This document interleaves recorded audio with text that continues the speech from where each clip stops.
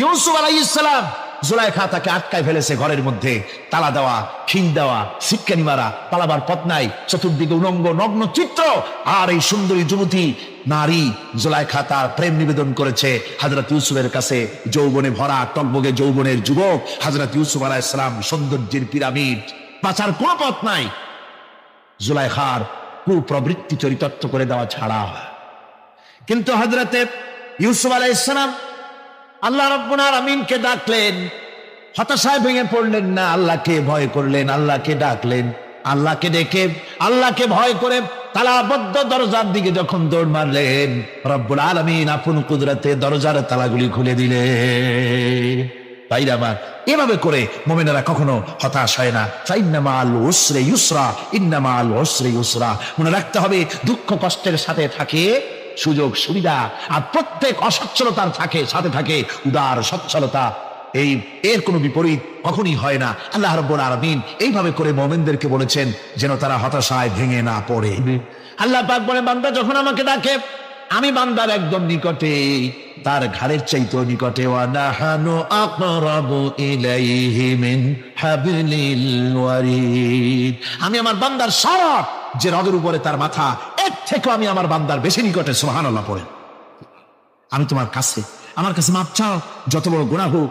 ওয়াকালা রাব্বুকুম উদউনি আস্তাজিব লাকুম।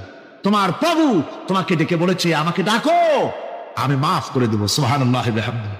অত বড় কথা, আমাকে ডাকো, নিরাশ হও না, হতাশ হও না। আল্লাহর গজব বেশি না রহমত বেশি? আল্লাহর রহমত বেশি। হাদিসে কুদসির ভিতরে এসেছে, আল্লাহ পাক বলেছেন, কোন বান্দা যদি আমার দিকে এক বিগত অগ্রসর হয়, আমার রহমত তার দিকে এক হাত এগিয়ে যায়। কোন বান্দা যদি আমার দিকে হেঁটে আসে, আমার রহমত তার দিকে দৌড়ে যায়। বান্দা যখন আল্লাহর দরবারে দুহাত উঁচু করে চোখের পানি ফেলে দেয়, মুসলিম শরীফের হাদিসের ভিতরে এসেছে, গভীর রাতের তৃতীয় অংশে আল্লাহ রাব্বুল আলামিন প্রথম আকাশে আসেন আর ডেকে বলেন, পৃথিবীতে আছো নাকি কেউ গুনাহ করে জীবন বরবাদ করে দিয়েছো, আমার কাছে মাপ চাও। ঋণগ্রস্ত আছো, অসুস্থ আছো, অপমানিত আছো, কে আছো মাজলুম, আমাকে ডাকো, আমার কাছে বলো, আমি ডাকের সাড়া দেব, জীবনের আশা পূরণ করে দেব। ওই সময় যে সমস্ত লোকেরা কান্দে তাহাজ্জুদের নামাজ পড়ে, আল্লাহ জিজ্ঞেস করেন ফেরেশতারা, অমুক অমুক দেশ অমুক অমুক বান্দারা কান্দে কেন? ফেরেশতারা বলে, রব্বুল আলামিন তুমি তো ভালো করে জানো। আল্লাহ বলেন, জানি, তবুও তোমাদের মুখে শুনতে চাই। তারা বলে, রব্বুল আলামিন তোমার এই বান্দা গুনাহ করেছি, গুনার জন্য মাপ চায়, জাহান্নাম থেকে বাঁচতে চায়। আল্লাহ পাক বলেন, ফেরেশতারা আমার এই বান্দারা আমারে দেখেছে নাকি? বলে দেখে নাই। বলে আমার দোজখ দেখেছে নাকি? বলে না, তাও দেখে নাই। আমার বেহেশত দেখেছে নাকি? বলে না, তাও দেখে নাই। আল্লাহ পাক বলেন, ফেরেশতারা সাক্ষী থাকো, ওরা আমাকে দেখে নাই, আমার বেহেশত দোজখ কিছুই দেখে নাই, শুধুমাত্র আমার নবীর কথা, আমার কোরআনের কথা বিশ্বাস করে আরামের ঘুমকে হারাম করে যেভাবে তারা কাঁদতেছে, সাক্ষী থেকে যাও ফেরেশতারা, আবার রহমতের দরিয়ায় জোশ মেরেছে, আমার ওই ক্রন্দনরত বান্দাগুলিকে আমি আল্লাহ মাফ করে দিলাম। সুতরাং মুমিন বান্দা যারা, আল্লাহর মুমিন বান্দা যারা, এই ঈমানের কোয়ালিটি, এটাও হতাশায় নিরাশায় ভেঙে পড়বে না। গুনাহ তো মানুষই করে, গুনাহ হয়ে গেছে, মাপ চাও। তোমার গুনাহ কদ্দুর? তোমার গুনাহ যদি হয় পাহাড় সমান, আল্লাহর রহমত আকাশ সমান। জাহান্নামের কঠিন শাস্তি থেকে বাঁচতে হলে আল্লাহর প্রতি ঈমান আনতে হবে। আর ঈমান আনলে যে কোয়ালিটিগুলি হওয়া উচিত, সেগুলি আমি আপনাদের সামনে আলোচনা করছি। এরপরে আরেকটি কোয়ালিটি হবে মুমিনের, তা হলো কঠোর কঠিন বিপদে অবিচল থাকবে, বিপদে ভেঙে পড়বে না। বিপদ আপদ, শত্রুতা, ক্ষয় ক্ষতি যা কিছু হয় সবই আল্লাহর পক্ষ থেকে, এটা মেনে নিতে হবে এবং ধৈর্য ধারণ করতে হবে। বিপদ মুসিবত শুধু উম্মতের জন্য নয়, দুনিয়ার সমস্ত নবীদের বিপদ এসেছে, হয় নাই? নবীদের বিপদ আসে নাই? কোরআনে কারীম থেকে শুনুন, আল্লাহ রাব্বুল আলামিন বলেন, وَكَذَلِكَ جَعَلْنَا لِكُلِّ نَبِيٍّ عَدُوًّا مِنَ الْمُجْرِمِينَ। আল্লাহ পাক বলেন, এমনি করে আমি সকল নবীদের শত্রু বানিয়ে দিয়েছি সব পাপিষ্ঠ আর অপরাধ প্রবণ লোকদেরকে। প্রত্যেক যুগে নবীদের শত্রু ছিল, প্রত্যেক যুগে নবীদের কি ছিল? শত্রু ছিল। সে শত্রু কারা ছিল? আল্লাহ পাক বলছেন, নবীদের শত্রু ছিল পাপিষ্ঠ আর অপরাধ প্রবণ লোক, এরাই ছিল নবীদের দুশমন। রাসূলগণের অবস্থা যদি এই হয়, তাহলে তার উম্মত, ওই দিনের ধারক বাহক যারা, তাদের বুঝি বিপদ আপদ হবে না নাকি? হবে কিনা? তো ইসলামের বিরোধিতা যারা করে, কোরআনের পরিভাষায় বলা হয়েছে ইসলামের দুশ্মন, নবীদের দুশ্মন।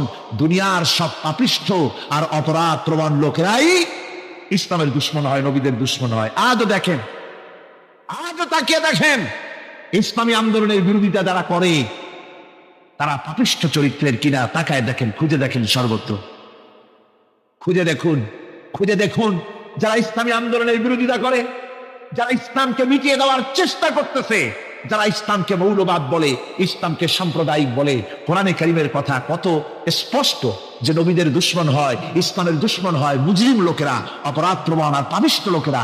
আজও আমরা দেখতে পাই এই শ্রেণীর লোকেরা পাপিষ্ঠ এবং সবচাইতে সমাজের নিকৃষ্ট ধরনের চরিত্রহীন লোক। নামাজ নাই। আপনি খুঁজে দেখেন ইসলামী আন্দোলনের বিরোধিতা যারা করছে, যারা নেতৃত্ব দিচ্ছে, নামাজ নাই, রোজা নাই, চরিত্র নাই, হজ নাই, যাকাত নাই, মদ, জুয়া, জেনা, ব্যভিচার ইত্যাদিতে লিপ্ত। চেহারা দেখলে ছেলেপেলেরা 2 গ্লাস পানি খায় ভর ছুটে। কথা ঠিক কিনা কর? এই হলো অবস্থা। মারে কেন?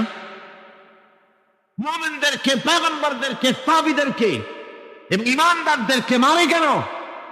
তার কারণ হচ্ছে আল্লাহ রাব্বুল আলামিন বলেছেন, ওয়া মা নাকামু মিনহুম ইল্লা আইয়ুমিনু বিল্লাহিল আজিজিল হামিদ।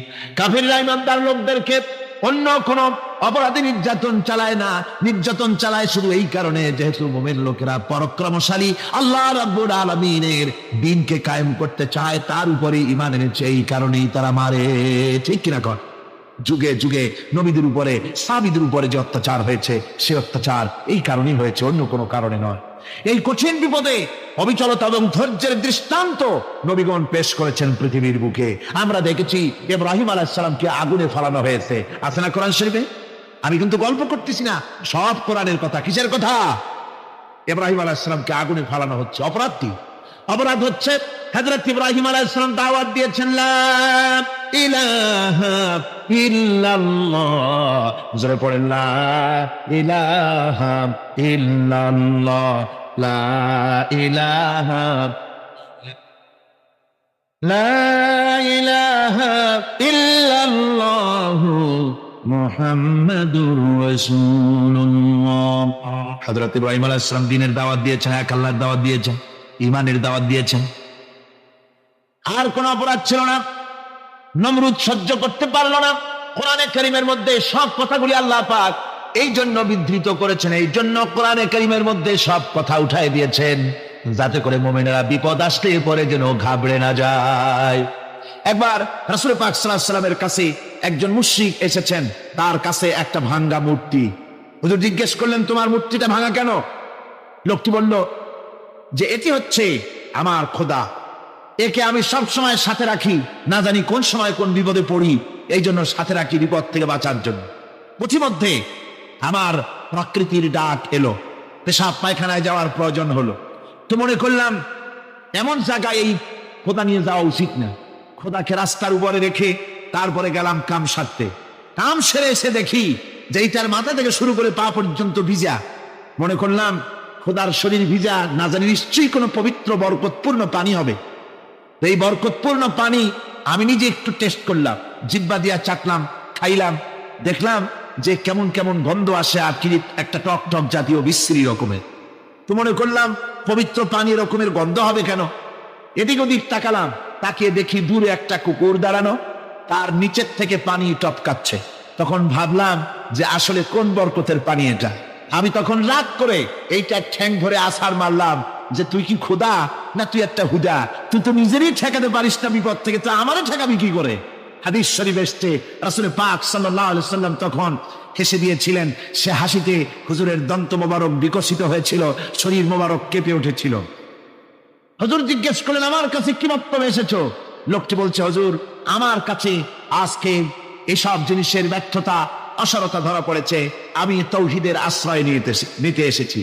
আল্লাহর নবী বললেন, পড়ো লা ইলাহা ইল্লাল্লাহু মুহাম্মাদুর রাসূলুল্লাহ। মুমিন ব্যক্তি আত্মমর্যাদার সৃষ্টি হয় তার কলিজার মধ্যে, আত্মসম্ভ্রম, আত্মসম্মান, সে কারো কাছে মাথা নত করবে না। তার কারণ সে জানে আমি যার গোলাম তিনি হচ্ছেন সকল ক্ষমতার উৎস। সকল ক্ষমতার উৎস কে? চিল্লায় বলতে হবে সকল ক্ষমতার উৎস কে?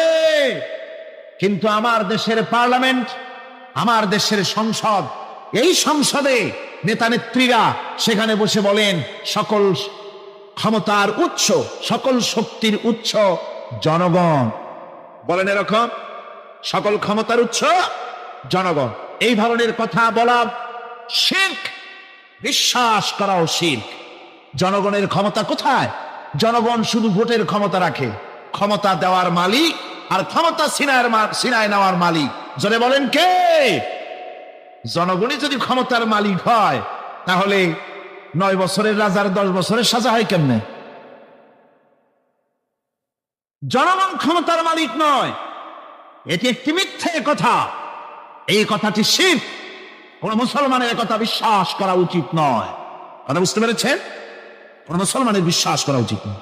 আল্লাহ পাক পরিষ্কার বলেছেন আন্নাল কুওয়াতা লিল্লাহি জামিয়া, সমস্ত ক্ষমতার উৎস কেবলমাত্র আল্লাহ সুবহানাহু ওয়া তাআলা। কিন্তু বেকুবরা বোঝে না, জনগণকে খুশি করার জন্য, তাদের ভোট যেন বারবার পাওয়া যায়, এই জন্য বলে সমস্ত ক্ষমতার উৎস জনগণ।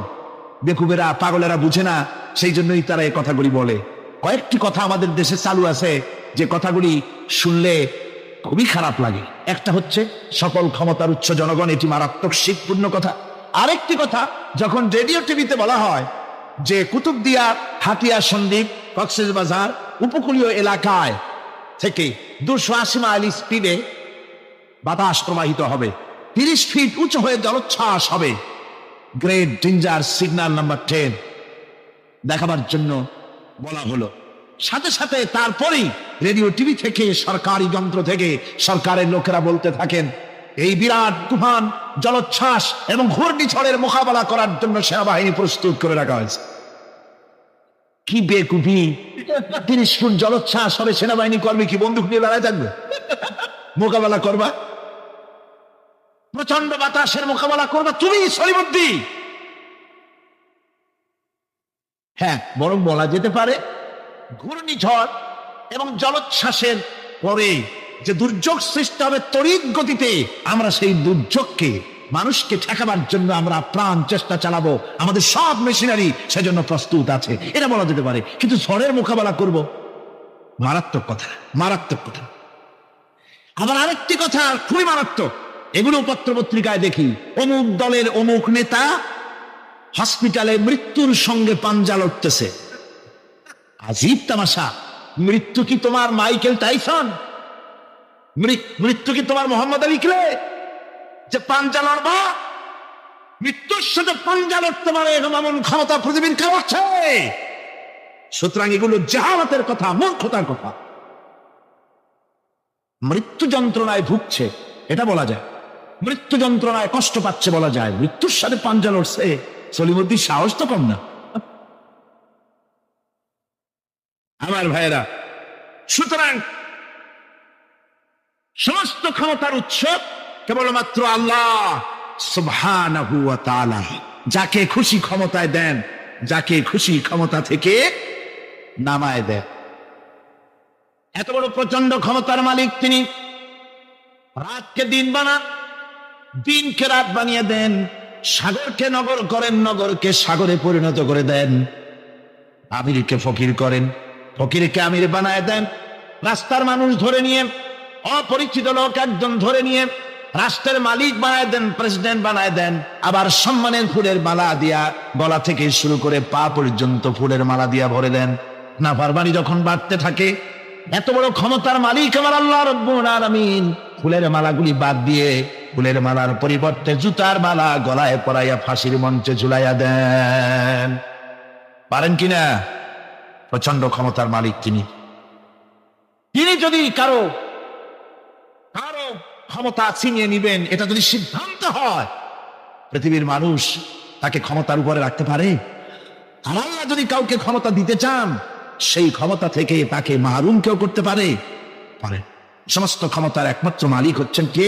আল্লাহ সুবহানাহু ওয়া তাআলা। মানুষেরা বোঝে না, তাই আত্মম্ভরিতা ক্ষমতার মোহে কি করবে দিশা করতে পারে।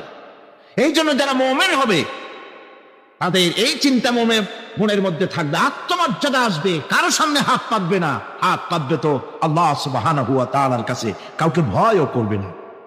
আত্মমর্যাদার কারণে সে তার রিজেক্ট সম্পর্কেও নৃশংস হয়ে যাবে, অর্থাৎ রিস্ক সম্পর্কেও তার পরোয়া থাকবে না যে হক কথা যদি বলি তাহলে যদি আমার চাকরি না থাকে।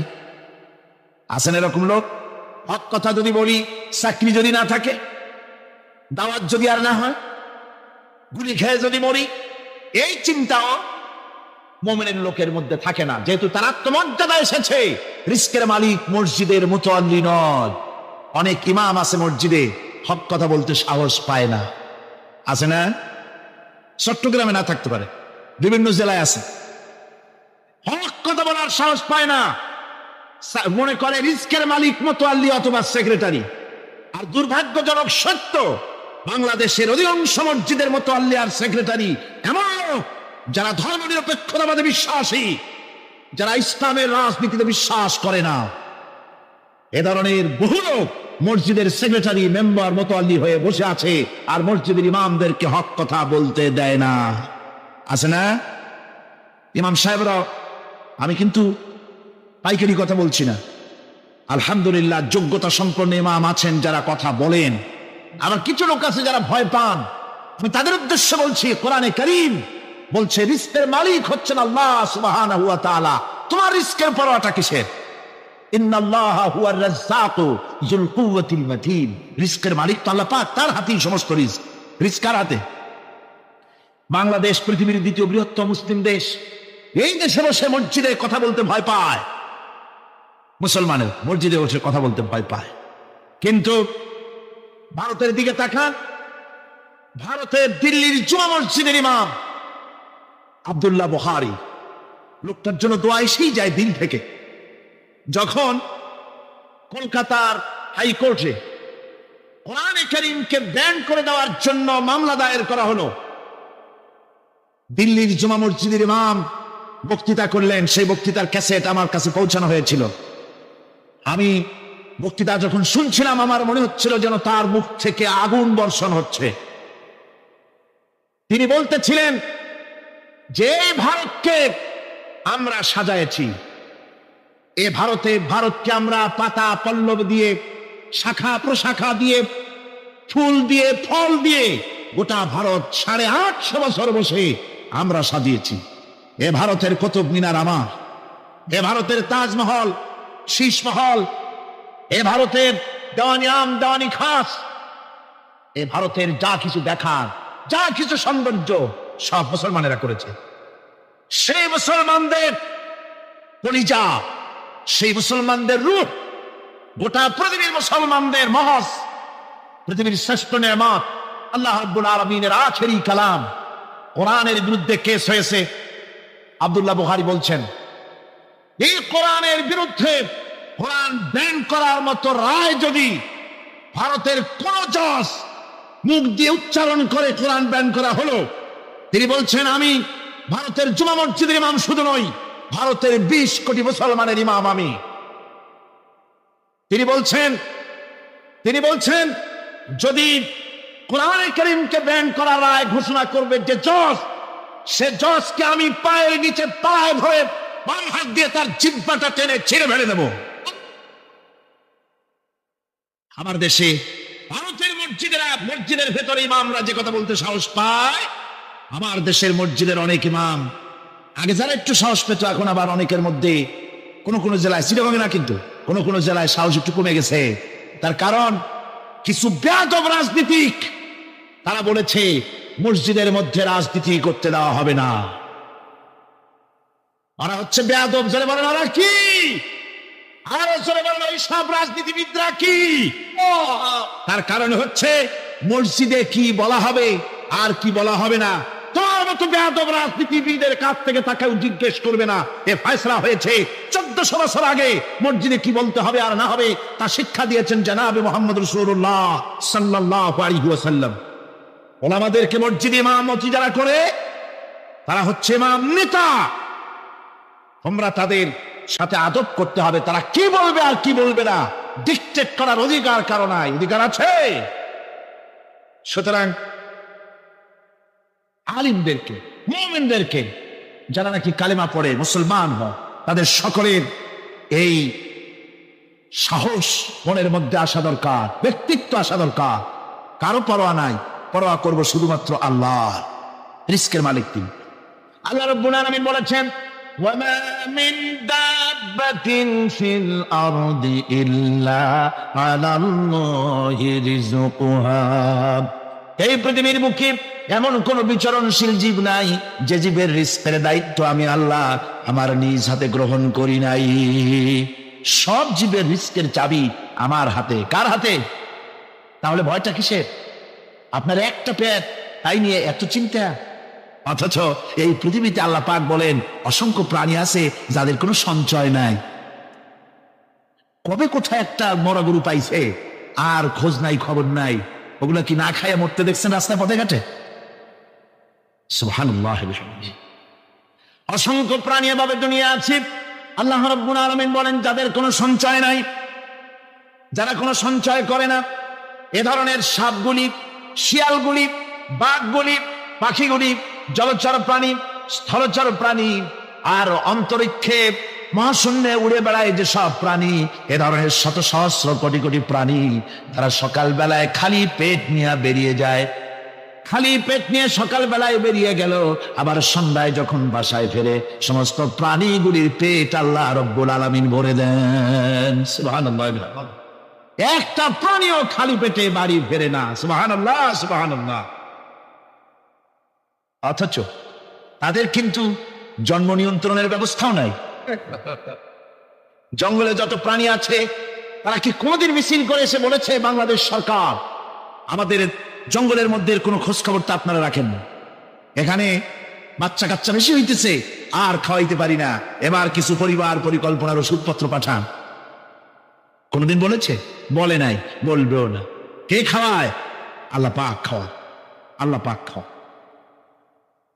সুতরাং আল্লাহ রাব্বুল আলামিন রিজকের মালিক, একথা বিশ্বাস করতে হবে। সেই বিশ্বাসের অর্থ এই নয় যে আপনি চুপ করে বসে থাকবেন আর ফেরেশতারা রান্না করে আপনারে রূপসান দামাজ খাওয়াই দিয়ে যাবে, এরকম না। বিশ্বাস করতে হবে, কাজ করতে হবে। এর ফলে আল্লাহ রাব্বুল আলামিন রিজকের ব্যবস্থা করবে। ঈমান আনার পর প্রথম যে কোয়ালিটিটা হবে সেই কোয়ালিটি হচ্ছে পার্সোনালিটি, আত্মসম্ভ্রম, আত্মমর্যাদা। দুনিয়ায় কারোর সামনে মাথা সে নত করবে না। মাথা নত করবে কেবলমাত্র আল্লাহর কাছে। সে বিশ্বাস করবে খাইরিহি ওয়া শাররিহি মিনাল্লাহি তাআলা। ভালো মন্দ সব কার কাছ থেকে হয়? আল্লাহর কাছ থেকে হয়। সে কিছুতেই বিশ্বাস করবে না যে কোনো মাজারের কাছে গেলে, কবরের কাছে গেলে আমার তকদির পাল্টে যাবে। কোনো মোমেন তা বিশ্বাস করবে না। কারণ বুঝতে পেরেছে? ভালো করার মন্দ করার সবটা মালিক আল্লাহ সুবহানাহু ওয়া তাআলা। এরপরে 2 নম্বরের যে কোয়ালিটি সৃষ্টি হবে মুমিনের মধ্যে ঈমান আনার পর, সে গুণটা হচ্ছে সে বিনয়ী হবে। বিনয়, বিনম্রতা আর এক বৈশিষ্ট্য হবে। বিনয় এবং বিনম্রতার বৈশিষ্ট্য হবে। তার কারণ হচ্ছে ঈমান আনার পরে সে জানতে পেরেছে আল্লাহ রাব্বুল আলামিনের কর্তৃত্ব থেকে বেরিয়ে আসার ক্ষমতা কারো নাই। অহংকার করে যাব কোথায়? আস্ফালন করে যাব কোথায়? আল্লাহর রাজত্বের বাইরে, আল্লাহর ক্ষমতার বাইরে যাওয়ার ক্ষমতা তো কারোই নাই। সুতরাং অহংকার তার মধ্যে জায়গা পাবে না। আল্লাহ পাক দুনিয়ার সমস্ত মানুষের জিনকে পরিষ্কার করে বলেছেন, ইয়া মাশারাল জিন্নি ওয়াল ইনস ইন ইসতাতাতুম আন তানফুযু মিন আকতারিস সামাওয়াতি ওয়াল আরদ ফানফুযু লা তানফুযুনা ইল্লা বিসুলতান। হে পৃথিবীর মানুষেরা আর জেনেরা, যদি সম্ভব হয় আমার আকাশের নিচের থেকে জমিনের উপর থেকে বেরিয়ে যা। লা তানফু, বেরিয়ে যেতে পারবে না। আমি আকাশ এবং জমিন থেকে যদি সম্ভব করতে পারো বেরিয়ে যা। আর যদি কোনো আকাশ থাকে তার নিচে যা। আর যদি কোনো জমিন থাকে তার উপরে যাও। এমন দেশ যদি পাও যেখানে আমার আলো ছাড়া কোনো আলো আছে, আমার বাতাস ছাড়া কোনো বাতাস আছে, আমার চাঁদ সূর্য ছাড়া কোনো চাঁদ সূর্য আছে, যাও সেখানে। আল্লাহ রাব্বুল আলামিন বলেন নাই এরকম যাওয়ার কোনো উপায় নাই। আমি আল্লাহ রাব্বুল আলামিন আকাশ আর জমিন দিয়ে প্যাকেট করে রেখেছি, আটকায় রেখেছি। আমার রাজত্ব থেকে, আমার ক্ষমতা থেকে, আমার কর্তৃত্ব থেকে বেরিয়ে যাওয়ার ক্ষমতা কোনো মানুষের নাই, কোনো জেনের নাই, কোনো প্রাণীর নাই। সুবহানাল্লাহ। মানুষ হচ্ছে অহংকার কিসের হবে? তোমরা হচ্ছ ফকির। আল্লাহ পাক বলছেন ওয়াল্লাহুল গনিয়্যু ওয়া আনতুমুল ফুকারা। আল্লাহ হচ্ছেন গনি। আল্লাহ কি? গনি, বেনিয়াস, বেপরোয়া। ফাআলুল লিমা ইউরিদ, যা খুশি তাই করে, আর মুখাপেক্ষী চিহ্ন। কোরআনে কারীমে রব্বুল আলামিন বলেছেন নবী আপনি আমার ব্যাপারে, আমার গুণাবলীর ব্যাপারে বলুন। কুল হুয়াল্লাহু আহাদ। পড়েন সবাই। কুল হুয়াল্লাহু আহাদ আল্লাহুস সামাদ লাম ইয়ালিদ ওয়া লাম ইউলাদ ওয়া লাম ইয়াকুল লাহু কুফুয়ান আহাদ। আল্লাহ পাক বলেন বান্দারে, ও আমার নবী আপনি বলুন আল্লাহ পাক এক এবং একক, তিনি নিরঙ্কুশ, তিনি বেনিয়াস, তিনি কারো মুখাপেক্ষী নন, তিনি কাউকে জন্ম দেন নাই, তাকেও কেউ জন্ম দেয়নি। আকাশ এবং জমিনে আল্লাহর সমকক্ষ কেউ নাই। তোমরা হচ্ছ ফকির আর আমি আল্লাহ হচ্ছে বেনিয়াস। লিল্লাহি মা ফিস সামাওয়াতি ওয়া মা ফিল আরদ। আকাশে যা আছে, জমিনে যা আছে, সব আল্লাহ। সব কার? আল্লাহ পাকের। সুতরাং কিসের অহংকার, কিসের মাতবাড়ি? মানুষ পেছনের কথা ভুলে যায়, মোটেই চিন্তা করে না। একটু আগে যারা ক্ষমতায় ছিল আজকে তারা ক্ষমতা হারা, আজকে যারা ক্ষমতায় এলো তারা আবার ক্ষমতা মসনদে বসে দুনিয়ার সব বিপদ আপদ ভুলে যায়। কি করে আরো বেশি লুটপাট করা যায়, আরো বেশি মানুষকে শোষণ করা যায়, মানুষ এই চিন্তাই করে। অহংকারে, ক্ষমতার দর্পে ফেটে পড়ে, চিন্তা করে না পেছনের কথা। আল্লাহ রাব্বুল আলামিন বলেন যারা নাকি মুমিন বান্দাদের বিনয় এবং বিনম্রতা তাদের মধ্যে সৃষ্টি হয়ে যাবে, তার কারণ হলো আল্লাহ পাক বলেছেন ওয়ালা তামশি ফিল আরদি মারহান ইন্নাকা লান তাখরিকাল আরদা ওয়া লান তাবলুগাল জিবালা তুলা। ওয়ালা তামশি ফিল আরদি মারহান, আমার জমিনের উপরে অহংকার করে পা ফেলো না। তুমি কি পারবে অহংকার করে আমার জমিনটাকে বাটাই দিতে? কি বলেন, পারা যাবে? অহংকার করে জমিনের উপরে লাথি মারেন জোরে, জমিন ফাটবে? ফাটবে না, আপনার পা ছিঁড়ে যাবে। আপনি কি পারবেন অহংকার করে পাহাড়ের উচ্চতা লাফ দিয়ে ছাড়াই যেতে পারবেন? তাও পারবেন। সুতরাং আল্লাহ পাকের উপরে ঈমান আনলে পরে তাদের মাথায় ভাবে নত হয়ে যায়, অহংকার তাদের মধ্যে জায়গা পায় না। অহংকার কিসে? কিসের অহংকার তোমার? মানুষ তার জন্মের কথা, কোরআনে কারীম বলে মানুষ কি তার জন্মের কথা স্মরণ করে না? তোমার তো এমন অবস্থা ছিল দুনিয়ায় উল্লেখযোগ্য বিষয়বস্তু হিসাবে তুমি পরিগণিত ছিলে না। তুমি হচ্ছ, তোমার জন্মের উৎস কথা হচ্ছে এক ফোঁটা নাপাক পানি, এমন নাপাক পানি যা শরীর থেকে নির্গত হলে পরে গোসল করা ওয়াজিব হয়ে যায়। এমন এক ফোঁটা নাপাক পানি যারা জন্মের উৎস, তার আবার অহংকার কিসের? পৃথিবীতে অহংকার যারাই করলো আল্লাহ পাক তাদেরকে ভালো করে দেখায় দিলেন। নমরুদকে দেখাইছেন, ফেরাউনকে দেখাইছেন, যুগের ছোট ছোট নমরুদ ফেরাউন, যেখানে যেখানে খুদে খুদে ফেরাউন হয়েছে আল্লাহ সকলকেই দেখিয়ে দিয়েছেন। দেন নাই? দেখিয়ে দিয়েছে। সুতরাং মাথা নিচু করে চলতে হবে, বিদ্যার বড়াই করা চলবে না। কত লেখাপড়া করেছো তুমি? এমএ পাশ করেছো, তাতে কি হয়েছে? সবে মাত্র বর্ণবোধ পড়েছো, জ্ঞানের রাজ্যে পা ঢুকিয়েছো, এখনো কিছু শেখনি। টাইটেল পাস করেছো তো কি হয়েছে? কদ্দূর শিখেছো? নিউটনের মতো মানুষ মৃত্যুর সময় বললেন জ্ঞান সমুদ্রের বেলাভূমিতে দাঁড়িয়ে সামান্য বালু কণা নিয়ে নাড়াচাড়া করলাম, অথই সমুদ্রের কিছুই দেখতে পারলাম না। শেখ সাদি রহমতুল্লাহ আলাইহি ইন্তেকালের সময় বলেছেন মালুম শোধ কি হিচ মালুম না শোধ। সারা জীবন সাধনা করে বুঝিলাম ইহা, যে কিছুই বুঝিলাম না। এগুলি হচ্ছে জ্ঞানীদের কথা। আর কোন রকম ইউনিভার্সিটির বারান্দা দিয়ে 3-4 দিন হাঁটছে, কয় যে সব বুঝি। কি বুঝছো? দেয়ার ইজ নো গড, স্রষ্টা বলতে কেউ নেই। পাগল কি আর গাছে ধরে মিয়া? সুতরাং বিদ্যার বড়াই চলবে না, স্বাস্থ্যের বড়াই চলবে না, অর্থের বড়াই চলবে না। অর্থের বড়াই করবে, কত অর্থ তোমার হয়েছে, আল্লাহ যদি ইচ্ছে করেন ব্রেনের মধ্যে, মগজের মধ্যে এমন টিউমার করে দিবেন, মগজের মধ্যে এমন ক্যান্সার করে দেবেন, হার্টের ভিতরে এমন ক্যান্সার লাগাই দিবেন, 14 গোষ্ঠী বিক্রি করলে ঔষধের পয়সা হবে না। পারবে কিনা আল্লাহ কন, জোরে বলবেন পারবেন কিনা? এমন বহুত অসুখ আছে ডাক্তাররা বোঝেই না ঔষধ দেবে কি। হযরত ইউনূস আলাইহিস সালাম মাছের তারে গিলে ফেলে দিল, হতাশায় তিনি হার্ট ফেল করেন নাই। মাছের পেটের মধ্যে যদি কেউ চলে যায়, বেরিয়ে যাওয়ার জন্য কোনো ব্যাকডোর আছে নাকি কন? পালাবার কোন রাস্তা আছে? মাছের পেটের জানালা দরজা আছে কিছু? কিছুই নেই।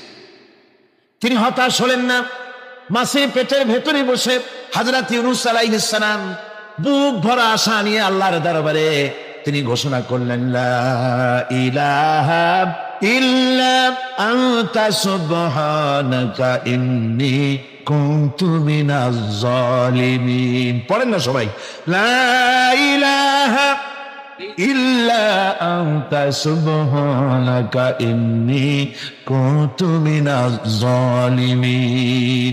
হযরত ইউনূস আলাইহিস সালাম বললেন, আল্লাহ তুমি ছাড়া কোনো ইলাহ নাই, তোমার পবিত্রতা ঘোষণা করছি, আমি জালিমদের অন্তর্ভুক্ত হয়ে গেছি। তিনি যখন চিল্লাচ্ছিলেন, মাছের পেটের ভিতরে বসে যখন কাতরুক্তি করতেছিলেন, আল্লাহ বুঝি তখন শোনেন নাই সে কথা? কি বলেন? আল্লাহ বুঝি তখন তন্দ্রায় বা নিদ্রায় ছিলেন না? আল্লাহ পাক কি ঘুমান? তন্দ্রায় যান? লা তাখুযুহু সিনাতুন ওয়ালা নাওম। আল্লাহ রাব্বুল আলামিন বলেন, কোন তন্দ্রা বা নিদ্রা আল্লাহ রাব্বুল আলামিনকে স্পর্শ করে না। হযরত ইউনূস আলাইহিস সালাম যখন মাছের পেটের ভিতরে বসে চিৎকার মারলেন, আল্লাহ পাক বলেন, ইউনূস রে, তোমার ওই ডাক কেউ শোনে নাই, দুনিয়ার কোন রাজা বাদশা শোনে নাই, দুনিয়ার কোন বন্ধু বান্ধব তোমারও শোনে নাই, কিন্তু আমি তোমার আরশের মালিক, আমি রব্বুল আলামিন শুনেছি। আল্লাহ পাক বলেন, আমি জবাব দিলাম। মাছের পেটের ভিতরে বেদনা শুরু হয়ে গেল, মাছ আর তলদেশে শুয়ে থাকতে পারলো না, সাঁতরাতে পারলো না, মাছ ভেসে উঠল উপরে। পেটের যন্ত্রণায় মাছ কিনারায় চলে এসে বমি করে দিতে পারলে যেন বাঁচি, এই অবস্থা মাছের হলো। কিনারায় চলে এলো, বমি করে ইউনূস আলাইহিস সালামকে ফেলে দিল, মাছও বাঁচলো, ইউনূস আলাইহিস সালামও বাঁচলো। আল্লাহ রাব্বুল আলামিন বলেন, মুমিনেরা শোনো, শুধু ইউনূসকে নয়, ওয়া কাযালিকা নুজিল মুমিনিন, এইভাবে করে মুমিন বান্দারা যদি আমাকে ডাকে, আমার কাছে যদি হাত ফেলায়, আমি আল্লাহ রাব্বুল আলামিন মুমিনদের এভাবে বিপদ মুক্ত করে দেই। আল্লাহ পাক বিপদ মুক্ত করে দেন। ওয়া মান ইয়াত্তাকিল্লাহা ইয়াজআল লাহু মাখরাজা, আল্লাহকে যে ভয় করে আল্লাহ তার জন্য রাস্তা খুলে দেন। জোরে কোন সুবহানাল্লাহ। দেখেন, ইউসুফ আলাইহিস সালাম, জুলাইখা তাকে আটকায় ফেলেছে ঘরের মধ্যে, তালা দেওয়া, খিল দেওয়া, সিটকানি মারা, পালাবার পথ নাই, চতুর্দিকে উলঙ্গ নগ্ন চিত্র। আর এই সুন্দরী যুবতী নারী জুলাইখা তার প্রেম নিবেদন করেছে হযরত ইউসুফের কাছে। যৌবনে ভরা টকবগে যৌবনের যুবক হযরত ইউসুফ আলাইহিস সালাম, সৌন্দর্যের পিরামিড, বাঁচার কোনো পথ নাই। জুলাইখার কুপ্রবৃত্তি চরিতার্থ করে দেওয়া ছাড়া। কিন্তু হযরতে ইউসুফ আলাইহিস সালাম আল্লাহ রাব্বুল আলামিনকে ডাকলেন, হতাশায় ভেঙে পড়লেন না, আল্লাহকে ভয় করলেন, আল্লাহকে ডাকলেন। আল্লাহকে ডেকে, আল্লাহকে ভয় করে তালাবদ্ধ দরজার দিকে যখন দৌড় মারলেন, রব্বুল আলামিন আপন কুদরতে দরজার তালাগুলি খুলে দিলেন। ভাইরা আমার, এভাবে করে মুমিনেরা কখনো হতাশ হয় না। ফাইন্না মাআল উসরি ইউসরা, ইন্না মাআল উসরি ইউসরা। মনে রাখতে হবে, দুঃখ কষ্টের সাথে থাকে সুযোগ সুবিধা, আর প্রত্যেক অসচ্ছলতার সাথে থাকে উদার সচ্ছলতা। এর কোনো বিপরীত কখনই হয় না। আল্লাহ রাব্বুল আলামিন এইভাবে করে মুমিনদেরকে বলেছেন যেন তারা হতাশায় ভেঙে না পড়ে। আল্লাহ পাক বলে, বান্দা যখন আমাকে ডাকে, আমি বান্দার একদম নিকটে, তার ঘাড়ের চাইতেও নিকটে। ওয়া নাহানু আকরাবু ইলাইহি মিন হাবলিল ওয়ারিদ। আমি আমার বান্দার সারা যে রদের উপরে তার মাথা, এর থেকে আমি আমার বান্দার বেশি নিকটে। সুবহানাল্লাহ পড়েন। আমি তোমার কাছে, আমার কাছে মাপ চাও, যত বড় গুনাহ হোক। ওয়া ক্বালা রাব্বুকুম উদউনি আস্তাজিব লাকুম, তোমার প্রভু তোমাকে ডেকে বলেছে আমাকে ডাকো, আমি মাফ করে দেবো। সুবহানাল্লাহি ওয়া বিহামদিহি। কত বড় কথা, আমাকে ডাকো, নিরাশ হও না, হতাশ হও না। আল্লাহর গজব বেশি না রহমত বেশি? আল্লাহর রহমত বেশি। হাদিসে কুদসির ভিতরে এসেছে, আল্লাহ পাক বলেছেন, কোন বান্দা যদি আমার দিকে এক বিগত অগ্রসর হয়, আমার রহমত তার দিকে এক হাত এগিয়ে যায়। কোন বান্দা যদি আমার দিকে হেঁটে আসে, আমার রহমত তার দিকে দৌড়ে যায়। বান্দা যখন আল্লাহর দরবারে দুহাত উঁচু করে চোখের পানি ফেলে দেয়, মুসলিম শরীফের হাদিসের ভিতরে এসেছে, গভীর রাত্রে, রাতের তৃতীয় অংশে আল্লাহ রাব্বুল আলামিন প্রথম আকাশে আসেন আর ডেকে বলেন, পৃথিবীতে আছো নাকি কেউ গুনাহ করে জীবন বরবাদ করে দিয়েছো, আমার কাছে মাপ চাও। ঋণগ্রস্ত আছো, অসুস্থ আছো, অপমানিত আছো, কে আছো মাজলুম, আমাকে ডাকো, আমার কাছে বলো, আমি ডাকের সাড়া দেব, জীবনের আশা পূরণ করে দেব। ওই সময় যেই সমস্ত লোকেরা কান্দে তাহাজ্জুদের নামাজ পড়ে, আল্লাহ জিজ্ঞেস করেন ফেরেশতারা, অমুক অমুক দেশ অমুক অমুক বান্দারা কান্দে কেন? ফেরেশতারা বলে, রব্বুল আলামিন তুমি তো ভালো করে জানো। আল্লাহ বলেন, জানি, তবুও তোমাদের মুখে শুনতে চাই। তারা বলে, রব্বুল আলামিন তোমার এই বান্দা গুনাহ করেছি, গুনার জন্য মাপ চায়, জাহান্নাম থেকে বাঁচতে চায়। আল্লাহ পাক বলেন, ফেরেশতারা আমার এই বান্দারা আমারে দেখেছে নাকি? বলে দেখে নাই। বলে আমার দোজখ দেখেছে নাকি? বলে না, তাও দেখে নাই। আমার বেহেশত দেখেছে নাকি? বলে না, তাও দেখে নাই। আল্লাহ পাক বলেন, ফেরেশতারা সাক্ষী থাকো, ওরা আমাকে দেখে নাই, আমার বেহেশত দোজখ কিছুই দেখে নাই, শুধুমাত্র আমার নবীর কথা, আমার কোরআনের কথা বিশ্বাস করে আরামের ঘুমকে হারাম করে যেভাবে তারা কাঁদতেছে, সাক্ষী থেকে যাও ফেরেশতারা, আমার রহমতের দরিয়ায় জোশ মেরেছে, আমার ওই ক্রন্দনরত বান্দাগুলিকে আমি আল্লাহ মাফ করে দিলাম। সুতরাং মুমিন বান্দা যারা, আল্লাহর মুমিন বান্দা যারা, এই ঈমানের কোয়ালিটি, এটাও হতাশায় নিরাশায় ভেঙে পড়বে না। গুনাহ তো মানুষই করে, গুনাহ হয়ে গেছে, মাপ চাও। তোমার গুনাহ কদ্দুর? তোমার গুনাহ যদি হয় পাহাড় সমান, আল্লাহর রহমত আকাশ সমান। জাহান্নামের কঠিন শাস্তি থেকে বাঁচতে হলে আল্লাহর প্রতি ঈমান আনতে হবে। আর ঈমান আনলে যে কোয়ালিটিগুলি হওয়া উচিত, সেগুলি আমি আপনাদের সামনে আলোচনা করছি। এরপর আরেকটি কোয়ালিটি হবে মুমিনের, তা হলো কঠোর কঠিন বিপদে অবিচল থাকবে, বিপদে ভেঙে পড়বে না। বিপদ আপদ, শত্রুতা, ক্ষয় ক্ষতি যা কিছু হয় সবই আল্লাহর পক্ষ থেকে, এটা মেনে নিতে হবে এবং ধৈর্য ধারণ করতে হবে। বিপদ মুসিবত শুধু উম্মতের জন্য নয়, দুনিয়ার সমস্ত নবীদের বিপদ এসেছে, হয় নাই? নবীদের বিপদ আসে নাই? কোরআনে কারীম থেকে শুনুন, আল্লাহ রাব্বুল আলামিন বলেন, وَكَذَلِكَ جَعَلْنَا لِكُلِّ نَبِيٍّ عَدُوًّا مِّنَ الْمُجْرِمِينَ। আল্লাহ পাক বলেন, এমনি করে আমি সকল নবীদের শত্রু বানিয়ে দিয়েছি সব পাপিষ্ঠ আর অপরাধ প্রবণ লোকদেরকে। প্রত্যেক যুগে নবীদের শত্রু ছিল, প্রত্যেক যুগে নবীদের কি ছিল? শত্রু ছিল। সে শত্রু কারা ছিল? আল্লাহ পাক বলছেন, নবীদের শত্রু ছিল পাপিষ্ঠ আর অপরাধ প্রবণ লোক, এরাই ছিল নবীদের দুশমন। রাসূলগণের অবস্থা যদি এই হয়, তাহলে তার উম্মত, ওই দিনের ধারক বাহক যারা, তাদের বুঝি বিপদ আপদ হবে না? নাকি হবে কিনা? তো ইসলামের বিরোধিতা যারা করে, কোরআনের পরিভাষায় বলা হয়েছে ইসলামের দুশমন, নবীদের দুশমন। দুনিয়ার সব পাপিষ্ঠ আর অপরাধ প্রবণ লোকেরাই ইসলামের দুশমন হয়, নবীদের